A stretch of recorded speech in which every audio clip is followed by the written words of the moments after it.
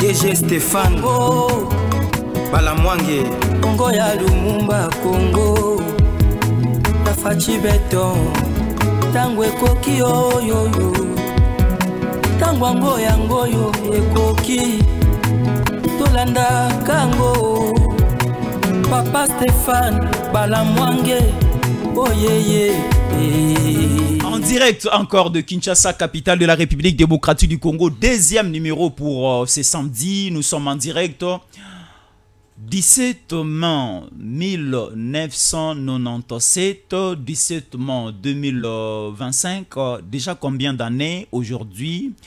Ça peut totaliser aujourd'hui 28 ans déjà, 28 ans depuis l'entrée de l'FDL au niveau de la République démocratique du Congo. Alors le 17 mai depuis Musée, depuis les 18 ans de Joseph Kabila, ça a été célébré comme une date de la libération de la République démocratique du Congo. Mais Tshisekedi est arrivé, le fils de Étienne Tshisekedi. Nous continuons toujours à célébrer, nous continuons toujours à considérer cette journée du 17 mai comme une journée de la libération du Congo. Or, durant cette journée, pendant cette période-là, c'était l'infiltration, c'était la mort de la République démocratique du Congo, c'était la malédiction de ces pays. Alors, aujourd'hui, nous allons vous parler d'un dossier très important. Vous allez comprendre plusieurs choses. Et aussi, pour retenir Boya, au moni ba militaire on a l'accès à bino ba okota na lac Kivu bazuya na ba bateau ba longwe Bukavu ba vers le lac Kivu ba dépasser Minova parce que Minova c'est au milieu du lac entre Goma et Bukavu. Alors lorsqu'ils étaient arrivés au niveau de Minova, directement ba plonger vers la ville de Bukavu. Au niveau de la ville de Bukavu, bah pénétrer, bah envahir toute la ville de Bukavu, bah komi kokota Nyangezi, bah komi kokota Nyantende, bah komi kokota Katana, bah komi kokota Ousi, bah koti aussi au niveau de Kavumu, bah militaires nyonso bomona de la garde républicaine ya Kagame, bah kangi bangona ba wazalendo à la porte même ya Uvira. Dans cette émission, image à l'appui. Alors, pour faire le décryptage et donner une très bonne couleur à cette émission, je reçois encore la bouche autorisée, je peux dire d'Ikivu. Babi et Asu Kivu, t'es comme la République d'Ikivu. Ndeko Kake Bouli dit bonjour. Bonjour, mbote, peuple de Dieu nyonso. Surtout abana Nzambe, so Nzambe tende le Congo. Ezaka disute. Nzambe asungi biso makasi. Ba projet nyonso yo ténèbres yaka nango pona mboko yo simbate. Ba bitumba nyonso yo tozo vivre, c'est pour détruire l'âme des Congolais. Donc Nzambe merci. To pesimbote pa ba patriote nyonso. Oui. Ba auditeur bazolanda biso na ba téléspectateurs. Ba yeba que mo muzalendo, muzalendo parce que muzalendo nde singulier à wazalendo. Donc, Wazalendo, c'est le pluriel. Mouzalendo, c'est le singulier. Donc, Mouzalendo signifie simplement patriote. Et tu vois, nous appelons Mouzalendo. Et Félix Tshisekedi, qui est le premier patriote, Topé Siembo, Tena, Maman Nabiso, Maman Marthe, et Maman Marthe, Topé Siembo, Tepo, Abote Nabiso, héros vivant. Donc, Batunyo, sur la diaspora, au Bozo, Landabiso. Oui, bien avant la banoka ça bokecho bando finga biso to soutenir ka ba Rwandais le loto sa bitumba compte ba Rwandais à soutenir bitumba te. Donc ezapena ndeko moko Roger le combattant na pesi mbote. Parce que na ju penza audio nae na vidéo oyo M23 ezo senga penza a adhérer na mouvement a fingi bango ali sekité. Roger le combattant na ebiote uzana poto mais na landi quand même image na Pesio Mbote. Roger le combattant Pesio Mbote, c'est quelqu'un de bien aussi qui communique bien pour la République, qui communique bien aussi pour le président Fachi, pour le régime. Alors Kolanda biso si pas en France, na Belgique. Pesio Mbote. Alors ndeko kake bulindi. Oza parmi batu oyo bamona ba témoin oculaire, il y a entré, il y a Musée Kabila dans la République démocratique du Congo balongwe Uganda, Rwanda, bakoti Nord Kivu, Sud Kivu, baye Tanganyika, Okatanga, Lualaba, baye Mbujima, Kananga, Kikwiti, Bando Nouville, baye Kinshasa. Basali 8 mois. Basali 8 mois. Vous avez témoin ya batu oyo. Bakota na quartier na ngali na yo. Or, basa ko yebisa biso lelo ezali journée à libération. Le régime n'a pas changé comme une journée des soldats. Ok. Bango va changer. Balobi comme une journée il y a les soldats. Et ça neti Olongoli Mbappé Varese à Paris Saint-Germain, on me mis na Real de Madrid alati nani Varese à Real de Madrid, mais kanisi ki aza sou Mbappé te. Azaka la même personne. C'est la même personne. Alors, mais quand on a copié sa biso image claire, explication claire et bandaki ndenge nini mboka na biso comme infiltré Mouzé Kabila zalaki wapi bobo intéressé na projet oyo. Est-ce que c'est que nanga a débuté aujourd'hui c'est similaire na OP Mouzé Kabila salaki? Bon, na osena nanu ba mokonzi mboka na batu ya ba service pardon pour na eloko na lingi na loba. Parce que je sais que je peux blesser le cœur de quelqu'un. Soko Kei n'a parlé de la nation. So qui n'a parlé de la nation. Wano koti na lopango mokozi mboka te parce que toko solate makambo lopango mokozi mboka c'est interdit. Mais libanda eza na monument à musée Laurent Désiré Kabila. Na monion. Soko kena ata après mission yo ke wana okuta bato yo babenga ya fondation musée Laurent Désiré Kabila et surtout que le 17 mai okuta bango ba ebele wana. Okuta ke monument wana tango batonga ki yango batira kango 5 maboko. 5 maboko. So, que 5 maboko wana, ce sont les 5 pays qui ont accompagné l'AFDEM. Dans ces pays-là, vous pouvez retrouver le Rwanda, le Burundi, l'Ouganda, le Kenya. Bon, ndenge basangani wana 5 wana batiaki maboko na bango. Sikoyo na Uganda. Siko situation onenge tozomona ngala mitunaka Congolais oyo aza vrai Congolais. Comment il peut accepter que date à 17 mai au lieu totika na misala pour le développement en mboka to ko vanda na ndako? Parce qu'en réalité si on devait célébrer cette date ici on devait la donner un autre nom. Donc parce que le 17 mai biso to benyango les soldats congolais, mais c'est le jour où on a chassé les soldats congolais de Kinshasa. C'est le jour où l'armée rwandaise, ougandaise et tout cela que nous avons cité ici ont occupé la ville de Kinshasa. Parce que le 17 mai, ils ont entré à musée Laurent Désiré Kabila na Congo na Kinshasa. Ce n'est ni la prestation de serment de musée Laurent Désiré Kabila. Le 17 mai, c'est la conquête de l'armée étrangère de la ville de Kinshasa. C'est la conquête des étrangers de la ville de Kinshasa. Maintenant, on s'est retrouvé avec un régime complice qui nous a amené à pouvoir dire aux Congolais que la date de 17 mai, c'est une date qu'on devait célébrer. Mais quand nous célébrons la date de 17 mai, nous félicitons, nous célébrons la victoire des étrangers. Donc, au fait, nous honorons tous ces étrangers qui sont venus tuer, piller et détruire le Congo. Donc, awa, en réalité, esa journée moko oyo, ça s'est fait en Ouganda, ça s'est fait à Kigali, mais ça s'est fait aussi à Kinshasa. Ça, c'est la grande complicité. Et Bisso, Bawazachou, nous n'acceptons pas que cette date-là soit célébrée dans ce pays. Mais on dit que... Quel que soit le changement à Combo. Va changer comme ballon. Parce que bon, surtout Robi est la journée à soldats congolais. Les soldats congolais, qu'est-ce qu'il a fait le 17 mai? C'est le jour où les soldats congolais a fui. Vous allez célébrer la fuite. Bango, tout DSP, Bazar, Congo, Brazza, Bex-Face, Bakimaka, le 17 mai. Bon, parce que pour célébrer une date, on la lie à l'événement de cette date. On la lie à l'événement. Quel était l'événement qui s'est passé le 17 mai pour que ça la soldat congolais? Le soldat étranger est arrivé ici. Nous célébrons le 17 mai. Pourquoi? Qu'est-ce qui se cache derrière ça? Pourquoi Joseph Kabila Kabangi a amené les Congolais à célébrer le 17 mai? Parce que Joseph Kabila voudrait seulement éviter deux choses.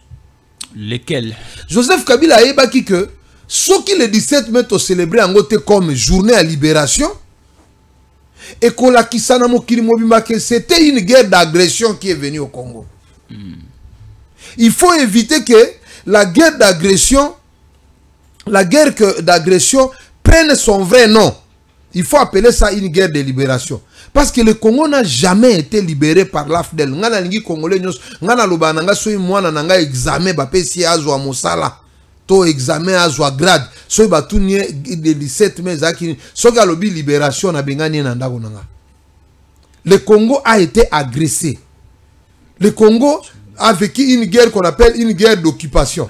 Et cette guerre d'occupation, pour justifier les Rwandais, parce que c'était bangonde bazaka machine moteur ya bitumba wana, pour justifier les Rwandais, il a fallu décorer cette guerre là. Na décoration ya guerre wana appelle ça une guerre de libération. Mais il y avait rien de libération dedans. Il y a des conséquences. Guerre M23 tozo vivre. C'est le petit frère de la guerre de l'AFDEL. Alors, allons molo, hein, oui. Ndeko Muzalendo Kake Bulindi. Oui. Alors, makambongo bandaki koma parce que obete libiso lisula so itoki na parler de la nation na mausolée ya Kabila. Beaucoup ta loboko ya Rwanda, moko ezo symboliser Rwanda, moso ezo symboliser Maboko 5 et Simbi nzoto ya Kabila ezo symboliser 5 pays: Ouganda, Burundi, Rwanda, Kenya, à la fin Tanzanie. Oui. Ah, ça qui derrière Mouzé Kabila pour arriver jusqu'à Kinshasa. Oui. Alors, et Bandaki Ndengenini, est-ce que si Mouzé Kabila nde a Bandaki Makambwango, est-ce que Mouzé Kabila bazaki na kop ndenge moko ndenge basangani lelo aboye nanga bisimwa na Wilingoma à l'époque bazalaka nde bazaki ngandu Mouzé Kabila ezaki kisa sengandu nani Douglas Bugera nani oyo Mzee Laurent Désiré Kabila na Masasu Nindaga nde ba constituer AFDEL. OK. Na beta moi retour moi mke. Omoni IDPS ata bat musuba comprendre IDPS c'était le parti sérieux na mboko eza IDPS. Mais malgré que les autres comme déplorer bilo mususu neti ba biloko eza na Sénat ko lobango na suka. Avant guerre AFDEL, Afrique du Sud de Sengakande, omoni comment ça s'est passé? Mobutu abela. Mobutu a kozwa soin na poto. Tant Mobutu a kozwa soin na poto aboni que prostate biloko tout baby, Mobutu a kufa d'ici une année. Il fallait préparer relève à Bitum. On est venu proposer ça à l'IDPS. On est venu proposer ça à l'IDPS. Bino tout le monde déjà moninga a déjà fini. Bino parce que Mundela linga kokota na pouvoir na appui na ye pour que ye a contrôler yo. OK. A contrôler au bae non IDPS bozo marché pour so bozu marché yo biso to kolongola Kabila Mobutu avant adaye IDPS na politique Etienne Tshisekedi il y a Etienne Tshisekedi paix à son âme.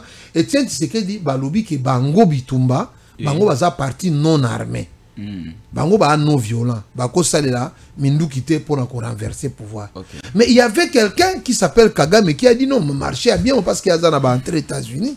Il faut reconnaître que l'Afrique du Sud a joué beaucoup pour la guerre de l'AFDEL et pour la guerre d'IRCD, pour que le Congo soit pénétré. Et ngai na loba ke Mouzé aza erote, na loba pe pona Congo Mandela aza erote.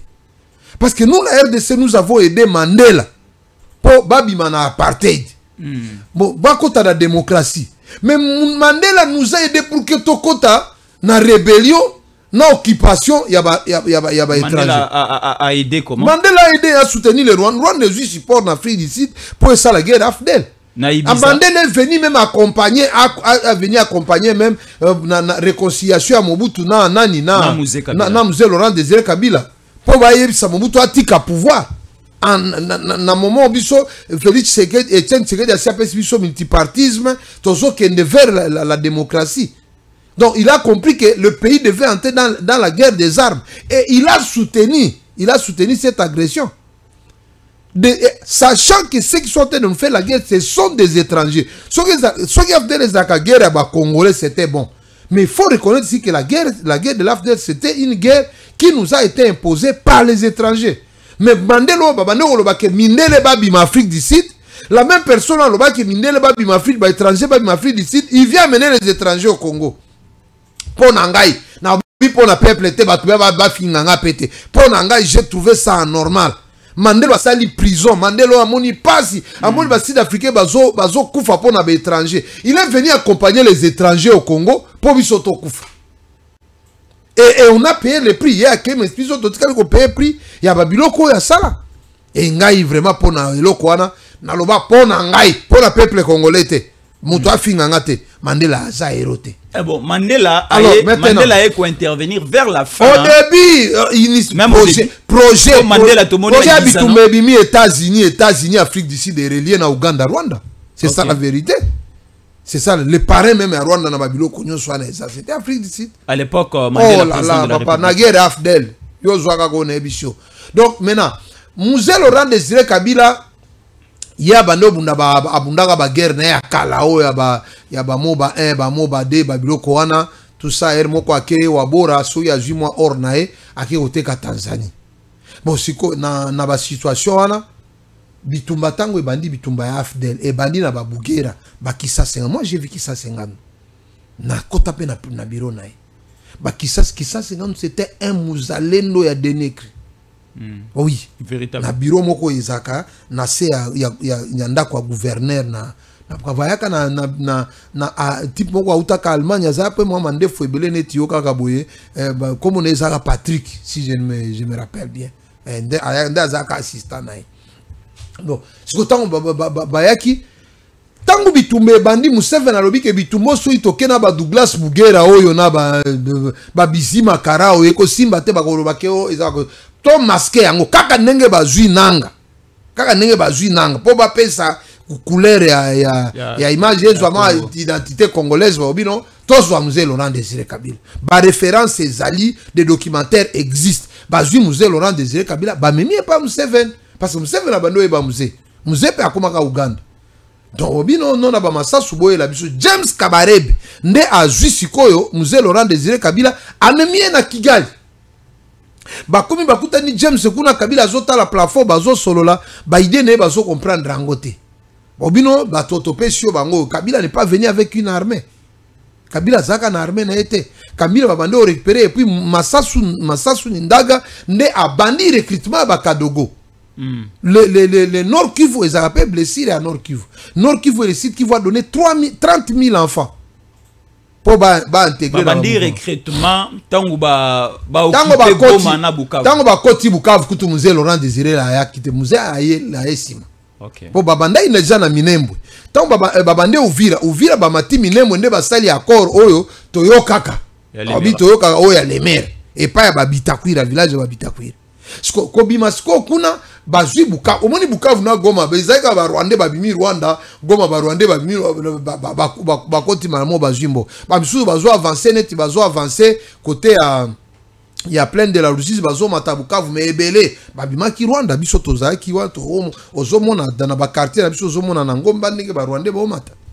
Donc c'était compliqué. Tango Goma Bukavu occupé Mzee Laurent Désiré Kabila wana si outi déjà Kigali basé tout ça aya ebisi bato no ezabo batuni question na poste ya Bukavu na ebiki bato ya Bukavu bakolanda ngai na poste ya Bukavu tantine moko atuni alobi ba Rwanda oye na bango oyo est-ce que oye na bango lobi no bazaba ndeko na biso ba ko accompagner biso na bitumba kaka ba ibisa bango zonsa ba Rwanda yazana ba Rwanda alobi ke bazaba ndeko na biso ba ko accompagner biso na liste parce que au moins même batuna qui est question à Masasu d'ailleurs à présenter Masasu Nindaga non c'est votre frère de Kabare de Kabare parce que Masasu aza ya Kabare de par son père déjà de par son père to ka za na Kasai non après mtakasai oui Kissa 50 aza ya Kasai mais Kissa 50 tango bango moni bango bazwaka nanu babundaka nanu po batia Museveni na pouvoir po ba longola nani oyo babando benga nani président oyo azaka Amin Dada nini tout ça bon Idi Amin tango balongoli bango et puis batia Museveni Kagame oyo azaki na garde na armée Museveni. Siko après armée Museveni balobi no tobi manare to récupérer pouvoir na Kigali. To ba récupérer ba Masasu Nindaga bazaki na mouvement wana na Kisasa. Bobi siko neto zoko to ba bino ba na buna bango bino biso photo to zonga mboka. Mais pour Kisasa Ngandu lui venait comme un nationaliste. Dans la même opération où Salamaki. Ba Kisasa Ngandu bazaki na COP. Mais Mzee Laurent Désiré Kabila azaki na COP te. Mais comme Mzee Laurent Désiré Kabila azaki na identité. ye azaki na identité ya makasi doyebi ke balobi ke non ye na CV ya bitumba ebani mingi na Congo, on peut quand même avoir des repères, on peut dire quand même que c'est une guerre congolaise. On peut dire quand même que c'est une guerre congolaise. Au même moment Rwanda azolo ba ono ye azo attaquer ba FDLR o tilelo lo ba ka azo attaquer ba FDLR a occupé mboka 5 ans na RCD azo ka ba FDLR te a équipé mboka na Kabila nini un nom sud sokola so ba sokola te asaki ba mouvement na kuna ba luki ba zo ka FDLR te ayer suso FDLR aluka ke chaque jour bazo luka ba mikolo na Goma na lelo pe ba ye bazo luka ba FDLR bazui pe ba film ezo le la Goma bazo zo mutumo bo bazu ka basangisi keke pe ba mokonzi ya FDLR ba ba kendaka Rwanda bazo recycler bango bazo ngi na Congo boya biso to kanga bino to FDLR Luka FDLR les FDLR ont massacré au pays, ils ont violé au pays, ils ont tué, ils ont égorgé, mais ils n'ont jamais tué au Rwanda. Depuis guerre la guerre à 94 Rwanda, FDLR a bomba à individu moté na Rwanda. Mais ils ont tué au Congo. Mais ils viennent nous tuer au Congo au nom de la présence de l'FDLR. Mokili injuste nenge ezali, mokili esenga biso to dialoguer, esenga jamais Kagame a dialoguer na bande konaye o ya bengana na nani. O adversaire na Congo. Donc ezaka dialogue ezaka ka ba congolais. Yango nde biso tozolo ba c'est une parenthèse. Dialogue na ba ya ba M23 so ba nini wana o ba zobenga kuna ba alliance soki fleuve de Satan. Biloko wana biso je vous dis que soki toke dialogue. So toke dialogue ne ba katumbi bazo senga ngo ba katumbi oyo katumbi ba bêtise à salle les États-Unis kuna oh non biso to ana minérete ba baliaka minéré ye na Kabila ba kaboli ba minéré akei akomi multimilliardaire akomi obanga ba minéré le sol et le sous-sol appartient à l'État mon frère. Donc on va ça parenthèse. Nous allons arriver à ce niveau. Donc siko alors Mzee Kabila aye après occupation ya Goma na Bukavu ba intéressé na kati ya lisolo ba pesier tête ya AFDL arrivé na Kinshasa le 17 mai. Il y a comment azaki nde porte-parole. OK. Il y a ça porte-parole. Place Winningo Mazako occupé, c'est la place qu'occupait Mzee Kabila. Donc soki qui ça sengando akufaka te. Mzee akozwa pouvoir. Akufa ndeni. Ah baba ya. Bino bopesa bato bakombo ba héros. Baliaka e. Babomaka e. Pour un esprit patriotique. Omoni biso patriotisme tozo la kisa. Et ça a peine à conséquence. Nous avons même toi son abisso. Pour moi, il déjà que qui ça 50 lui à ça clair. Qui ça 50 lui à zolo papa bino to ke na bino Kinshasa te. So de to bano recruter ba Kadogo. Biso to zwaka ba tuna biso. Parce que na boule zala qui base à 300 km. Bo buno boko zonga biso to continuer. Ba idée ndenge wana ba beta raté. Ba idée wana wana soko beti yango baninga ba sepekte donc baninga so koti na mouvement na bango ozaka esclave neti nanga za esclave ya Kigali ba wili ngoma nyonso wana baza ba esclave ya Kigali skonde musée ya bano misala neti moi yuma po ayeba ki déjà omoni musée ya vivant na bango même na moba musée azalaki na ba officier rwandais ya bunda na bango on dirait pas bando linga bango na front abunda na bango mais na siko ndo omoni ke ba confusion za la pona identité ya fils po moni azala pe na ba rwandais na mouvement. OK. Donc Massa Singando akufi porte-parole qui ça Singando akufi. Massa Suninda gatikali. OK. Mzee Kabila pas ali wana. Mzee Kabila va être recruté après la mort ya Ngandu bien. Ezaka avant. Tant ka ba koti Congo, ba recruter Mzee alandi. Mzee alandi. Donc Moussa l'a dit mais bah ebi que ya za porte-parole yenda za porte-parole AFDL ba komi kisangani nde sokotali na ba vidéo ya ba Mobutu roi du Zaïre la conquête de Kabila nde présence au Joseph Kabila présence derrière Liboso et Bimelaka. OK, d'accord. Maintenant apprenons d'abord cette image à comment s'abonner et comment rester fidèle au programme des temps au Kokile 143. À tout à l'heure.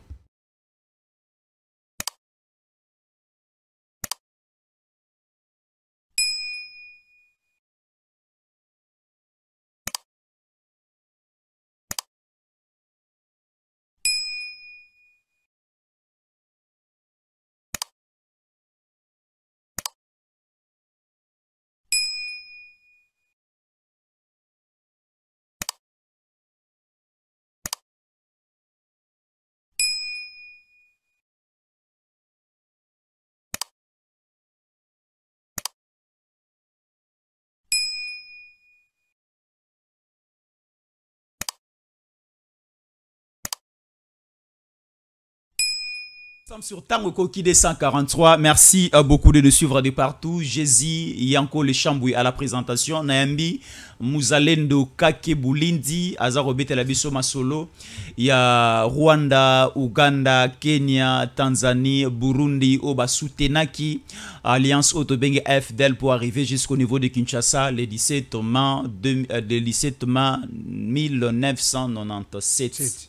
Voilà, aujourd'hui déjà c'est 28 ans depuis que ce mouvement est occupé Mboka, infiltrant Mboka et jusqu'aujourd'hui le pays est dans les chaos. Alors, tu comme à niveau Ngandu assassiné, Mouzé Kabila prend la tête.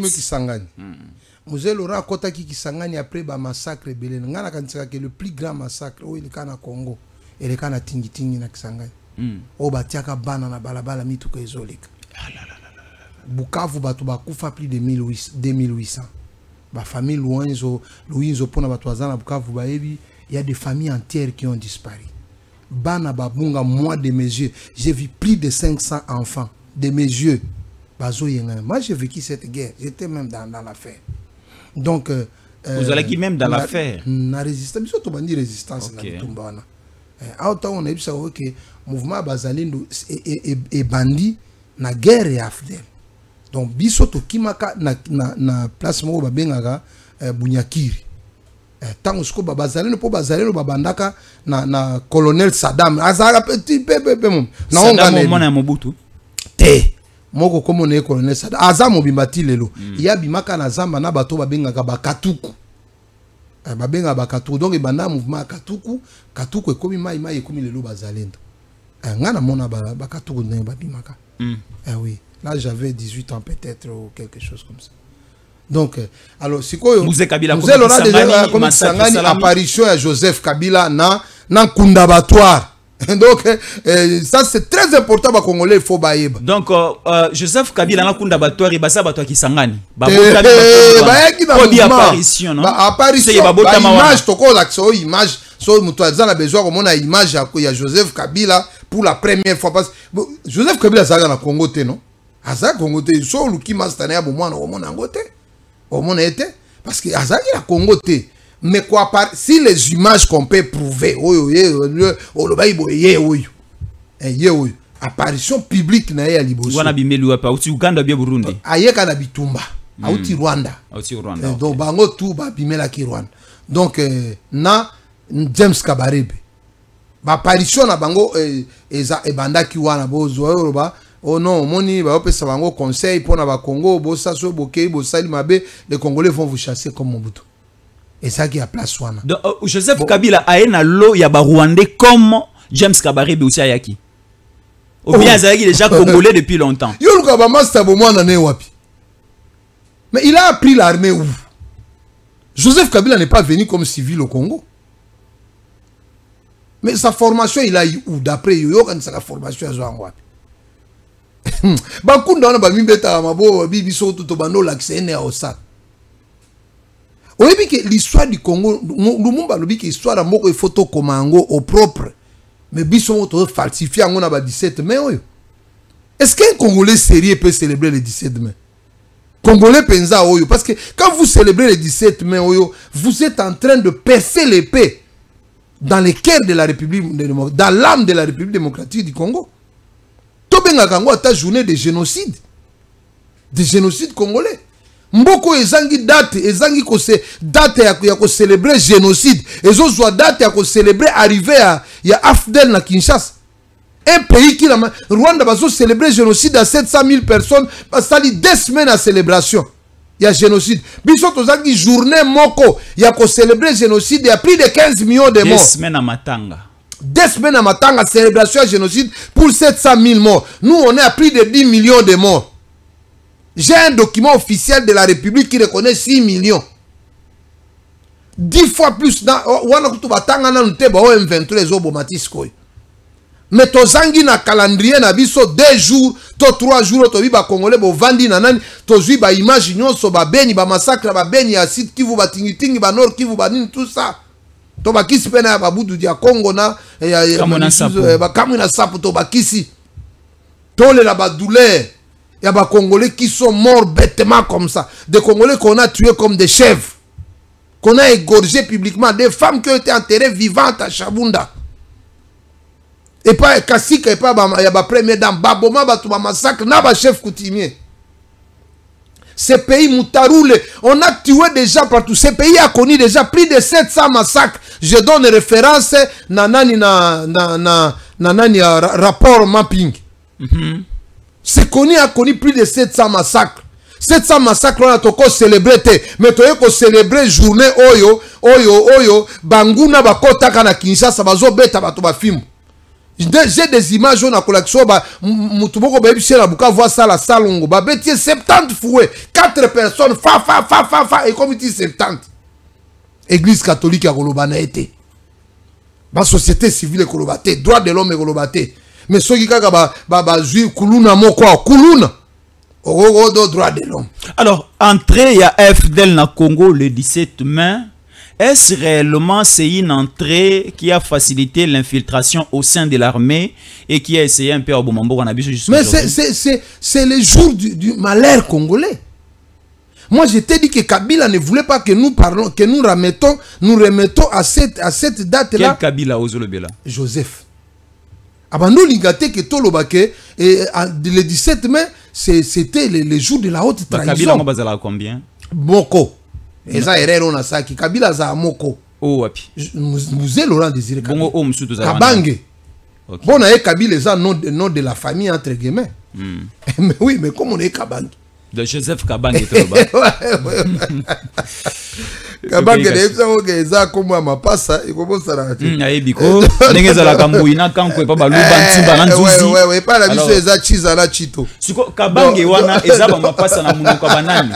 Ya bato asiki bibia Nord Kivu. Te ya bakatange. Pa baka ezala oneza la kanani ti na ebite to tuna pe bato mosusu ba eza ka komba mapasa. Ba bakaza mapasa ya Jeannette. Oyo ka lisolo wana te. Tarasco âge ya mapasa. Différence de date de naissance. Ah, non seulement date de naissance, na lieu de naissance. Ouabotemina et Ouabora, or sur le plan administratif, na Congo, Ouabora n'existait pas. Ouabora n'existait pas au Congo sur le plan administratif. AFDEL à côté Kinshasa. Je pense 2 jours après, Mzee Laurent Désiré Kabila a prêté serment. Je pense que c'est le 19, si je ne me trompe pas. Na stade ba Sonic a foot wana ba osala ba stade plein ya sala qui n'est plein té mais a prêté serment ba tout pe ba yambi et Dieu amuse ils ont un gros problème té Etienne Tshisekedi a ke comment na ya 5 audience Etienne Tshisekedi ebisi ndeko na ngai awa nengi oye pesa biso facture bato ba ekotika biso totika bango na mboko yo te pesa biso to futa bango facture so ba mercenaire nengo lobaka so ba mercenaire nengo lobaka pesa biso facture to futa bato bazo to futa bato yo bazo batindie epa ya nani ya Douglas Bugera tango amoni boye Douglas Bugera amona bo congolais mon frère est pris en otage par les Rwandais bitumba Etienne Tshisekedi banda wana IDP soyo attaque le loba moi problème ezali IDP sezwa ba courage au parti mon côté ezwana ngana bisa ngala loba nanga Etienne Tshisekedi nakoba na ko balancer na Lumumba mais soyo na lobi ndenge wana e okende mabe. Mais il est le seul Congolais à salir lit il y a 32 ans. Etienne Tshisekedi, il a donné toute sa jeunesse à ces pays. Pour tout bouger, tout changer. Alibisi Mouze, batoyo, oyo yambi bango lelo. Etienne Tshisekedi a ebisa bango. Batoyo, ba osala komabe. Après, ngana ebi bango. Bazuye, baobi bazon ici na village. Bazongi na kabe ya kamwanga bobi ba kotindela ye non ba machine asala bilanga ti lelo kendo vérifier maman mata amobimba batinda combien de machines o machine a osala bilanga ekenda te tracteur ekenda te lelo sikopo na ko justifier comme non ezali poto épargner banguna baboma été non ezali ndenge wana te za ko bengana. Donc nous pouvons retenir ici que c'est vraiment ba député au Soy Balinga Congo déjà lobby na plénière o bakozonga kuna motion d'information balongola date oyo. Un Congolais sérieux ne peut pas célébrer ça. Et puis ce moment le gouvernement va la télévision journée chômé fait pour avoir fait quoi? Namoni ministre et emploi et prévoyance sociale a sali communiqué en disant que comme la journée des 17 tombe un certain samedi, donc nous ramenons le férié pour le vendredi 16. Alors, le vendredi 16, le samedi 17, des journées chômées payées. Il y a une journée des soldats, non? Défilé à soldats, basali yango wapi. Manifestation à soldats, basali yango wapi. Quelle est l'action des soldats que tu as vu dans ces pays en rapport avec la journée des soldats? Nous pensons aux soldats congolais. Oh mon frère. Juste une pensée. Juste une pensée. Au monité manifestation Poutine a sali pona mokolo nani anniversaire na bango oyo ya ndenge gagné qui deuxième guerre mondiale. Au monaki yango te bazui pe na ba président africain mi balé batieli bango na ba avion pona sa publicité na bango te. Na ba avion batieli na ba bombardier ezokende ko accompagner bango. Journée des soldats école kaboye batwazala mamaleo héros bazolia. Journée des soldats. C'est une journée qui n'est pas justifiée. Donc moyen ya ko ça la cérémonie exacte pas c'est pas justifié. Mais bino ba fachi c'est boche kumbo wanati. C'est vous les fatis. Au Betarato là tout moment Jésus appelle moi je suis fatiste. Mais c'est vous les fatistes. De boche kumbo. Yo kaki Nicolas Kazadi azolo ba ke banguna ba kuna. Le président Fachi a des adversaires dans sa cour. Je ne dis pas des collaborateurs. Bon, président il a des adversaires dans sa cour. Je dis bien, je tiens bien les mots. Moi, je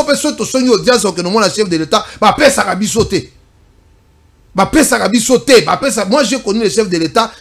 Je suis son directeur de campagne du site qui va en 2018. Mais ce que c'est audience, pour rencontrer le chef de l'État. Il peut fête anniversaire mais au koya kola mukabwe so ba musicien ba comédien ba toni nanda ko eza mabete bango pe ba congolais mais ba musicien na ba comédien ba lekela nzela nini po ba mona mokonzi o biso to sala 6 ans to luka comment on a chef de l'État mon arrêté ça ne va pas, ça ne donne pas. Yango domoni ke ba komo loba. Il y a des adversaires du chef de la Bible, des adversaires, des gens qui sont en train d'agir au compte. Tout le monde a dit que le chef de l'État. Et il y a un ancien chef de l'État. On a un adversaire. Donc maintenant, on arrive ici à Kinshasa. Comme Kinshasa, lui aussi consomme tout. 17 ans Kinshasa va célébrer le 17 mars. Le 17 mai. Célébration Kinshasa natanga Kabila ezali na ba cérémonie natanga musée Kabila to banda pe ko célébrer le 17 mai oyo na musée Kabila. Musée Kabila ça il y a 3 ans, je ne me rappelle pas mais on célébrer on est déjà célébration de côté James Kabare le chef d'état-major général. Et là que ça qui conflit côté entre musée na Masasu Nindaga c'était ça. Parce que tango bayaki Masasu Nindaga c'est lui qui devait être le chef d'état-major général. Masasu Nindaga combien obi mais bozui James Kabare bendini. Masasu Nindaga une fois bazonga ki Bukavu musée ngaki akita Bukavu mokolo ayeko kotia gouverneur ya Bukavu na Masasu Nindaga ya province ni Masasu Nindaga nde oyo azaki ya Kabare azasi pas ba bitapia nte wa pa babati lukwebo mais ya za Kabare côté moko mosusu azana nord mosusu aza côté ya Cheferi. Donc c'est ça donc et maintenant, Masasu Nindaga il fallait à mon conseiller armé. Ok, très bien. On va mettre un peu un point à ces dossiers. Oui. Parlons maintenant dans Makambo et Leki, na Sud Kivu, juste à la porte d'Ouvira. On relate une situation ici, un lot de militaires envoyés par Kagame va traverser les lacs, va arriver jusqu'à Minova, va traverser Tikino na Sud Kivu, au niveau même de la ville de Bukavu, va comme traverser pour aller dans les cités, dans des périphériques occupés par l'air armée, par l'air milice, par l'air rébellion. Alors on nous dit aujourd'hui que le Wazalendo va capturer un bon nombre de militaires rwandais. Les dossiers c'est comment? Donc on moni bazalendo en tout cas na pesi bango mbote mingi bo défendre honneur ya mboko. Nazolo ba vrai armée à Fachi. eza bazalendo wana elmoko nalandaka pe nazoka batozo non les bazalendo ils constitueront un danger pour le chef de l'État après Bitumba. Je ne passe pas ngana za âme ya batu nyonso te. Les bazalendo on va les réintégrer.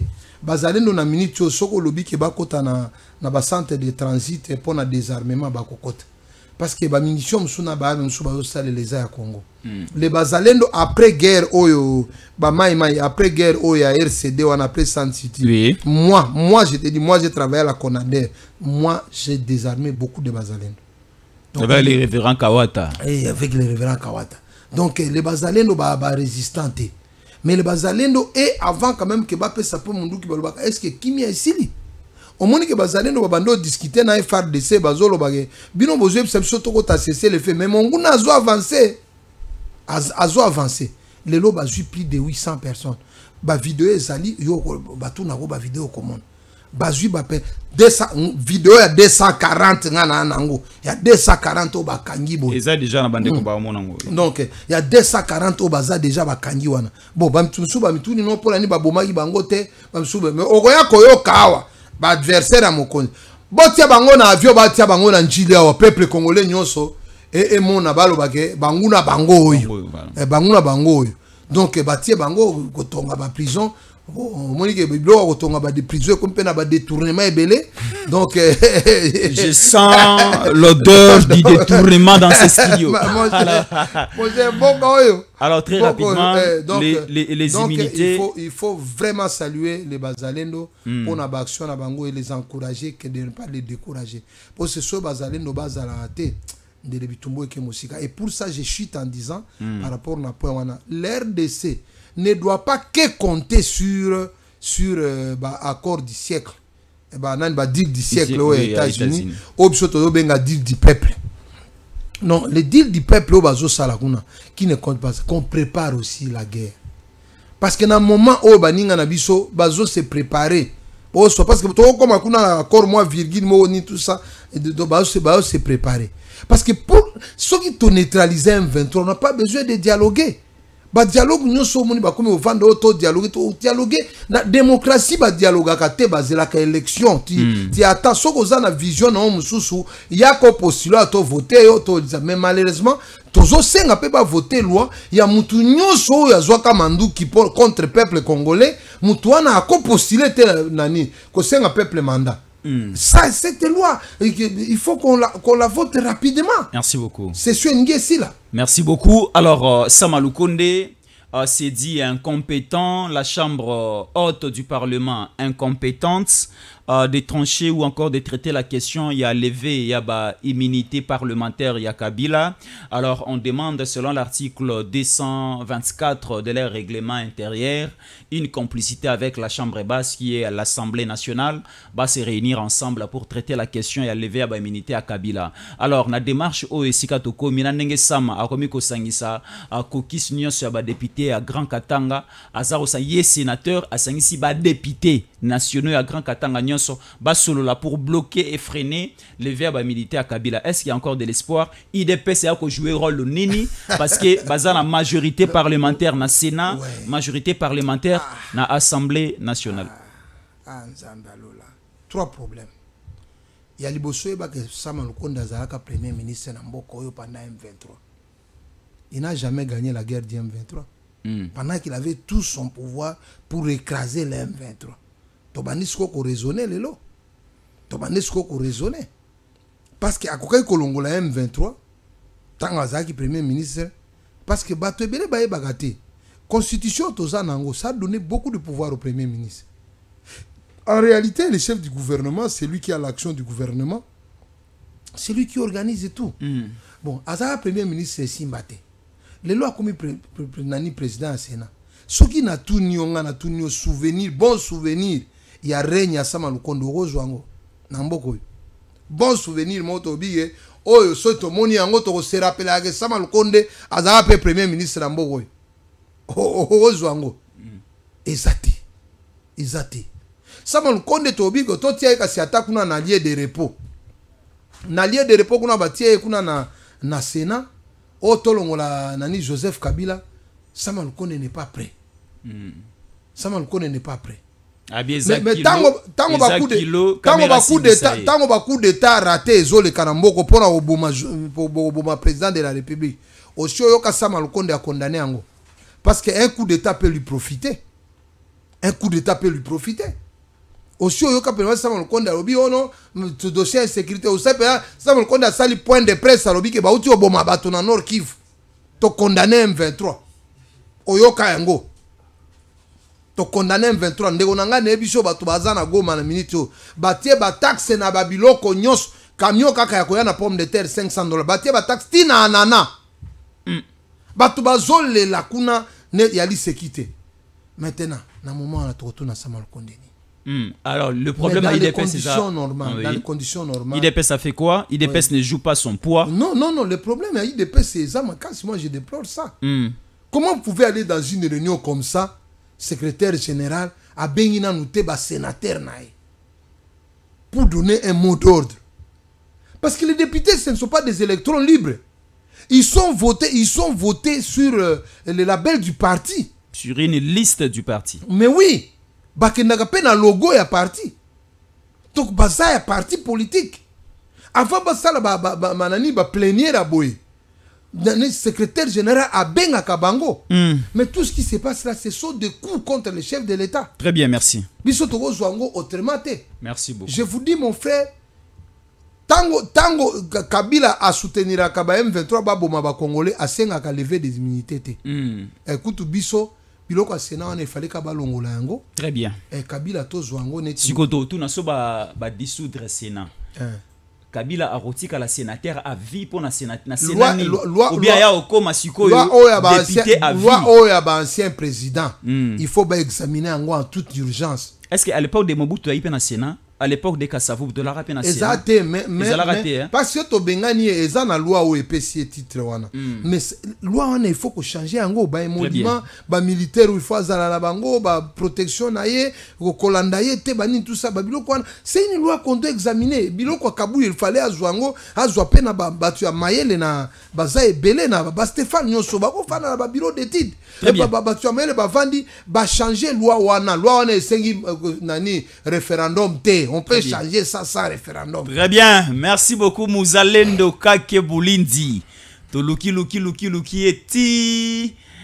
Na mwinda pétrole to zuye to tche na kiti abete la biso masolo azalaka témoin au killer.